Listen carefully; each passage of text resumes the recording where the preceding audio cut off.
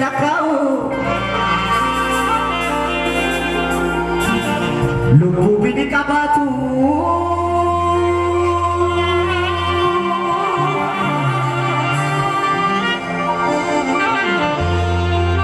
lubu bini kabatu fumafan golanana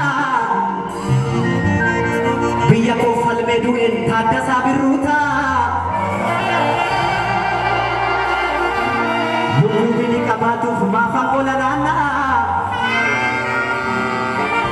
sabako falmedu en nakasawa kita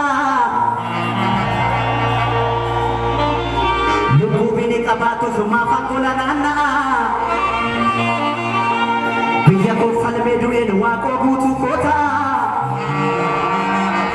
Adi cerita musim bune kota lubu bini kabatu fumafa kolanana Ethiopia falmedu en balai zallaka ka zallaka kintuta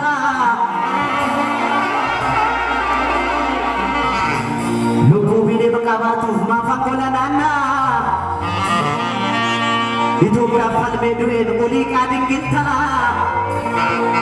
Ya jolne biya koti kundum tunado koti jirtu